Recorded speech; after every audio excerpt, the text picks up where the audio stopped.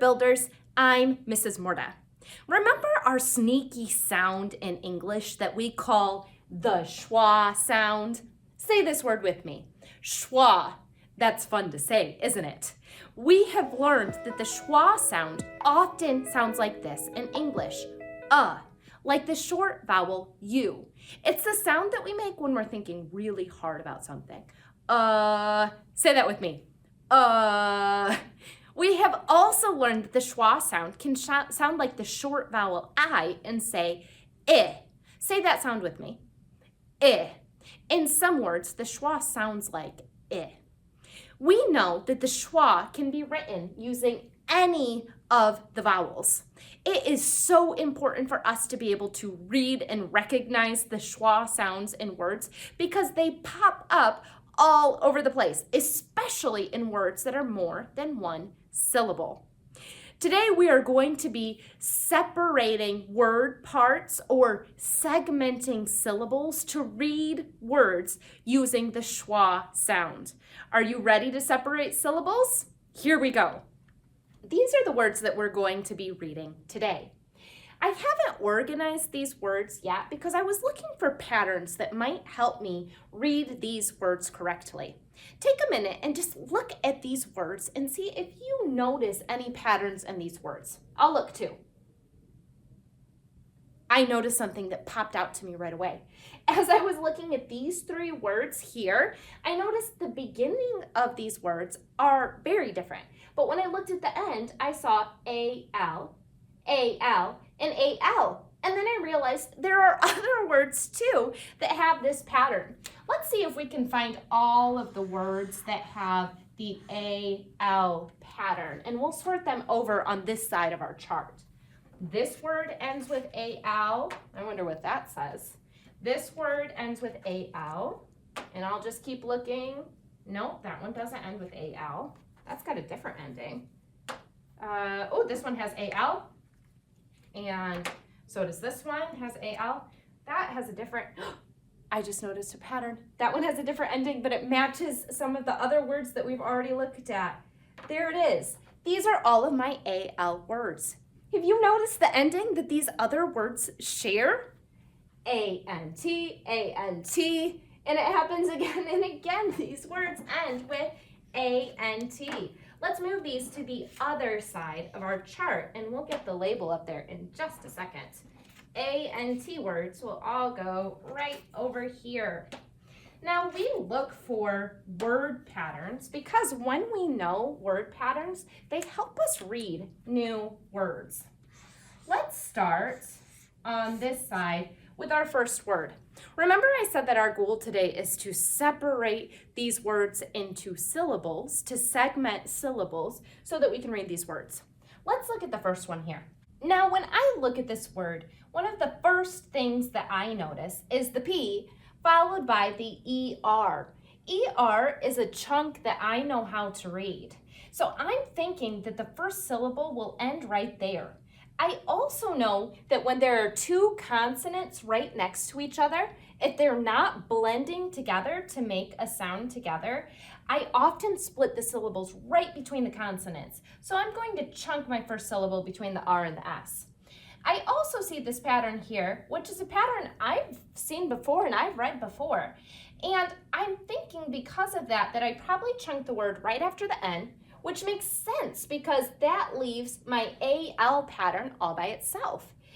AL is actually a suffix, which, remember, is a word part added to the end of a word to change what the word means.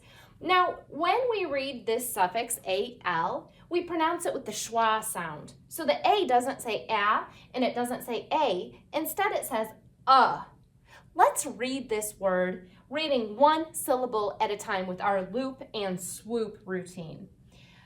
Personal.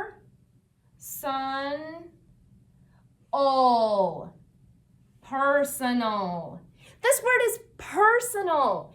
I heard that here at the end we use the schwa to read personal. What about our other column here with the A-N-T words? Let's look at this first word and segment it into syllables to read it together.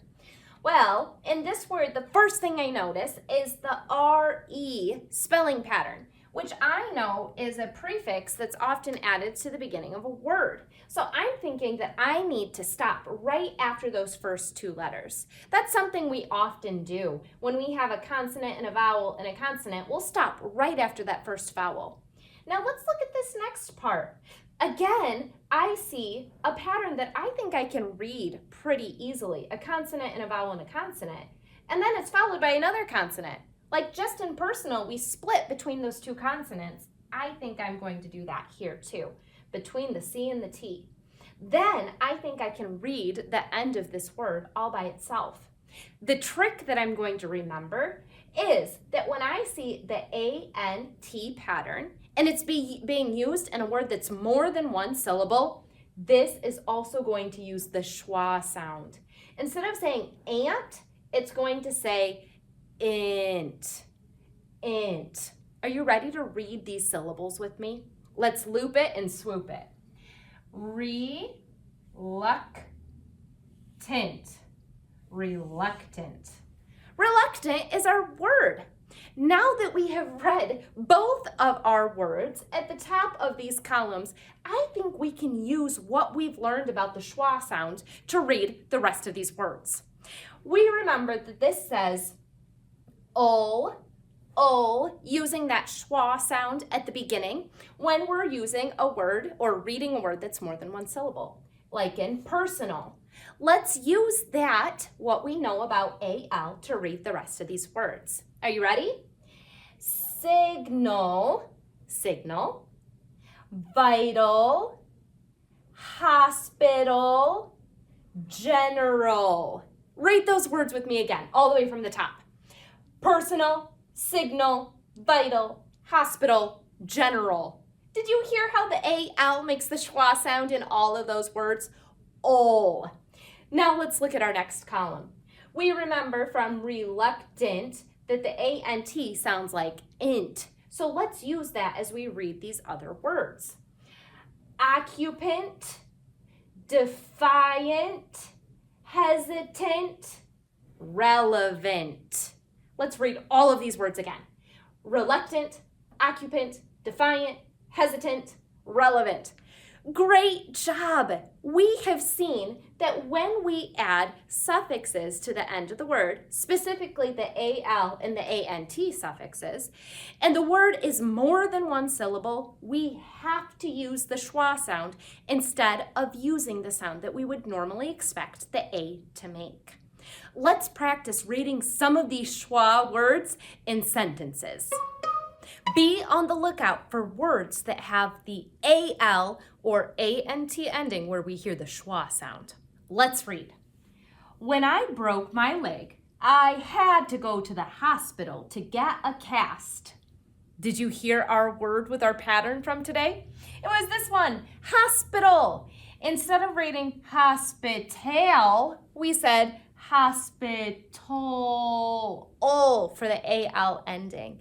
Great job. Let's read the next sentence. The water was so cold, I was hesitant to jump in. Did you hear a word that sounded wrong? I did. This word did not sound right to me. I read hesitant. I see. I forgot to use the schwa sound. I need to make sure I say int for this spelling pattern because the A is making the schwa sound. Let's try again. The water was so cold, I was hesitant to jump in. That sounded much better. We have done so much work today using the schwa sound while reading and segmenting syllables. As you are reading your favorite books, practice reading these longer words with more than one syllable. And be on the lookout for the schwa sound in some of those long words. This program is made possible in part by the Michigan Department of Education, the State of Michigan, and the W.K. Kellogg Foundation. Additional support by viewers like you. Thank you.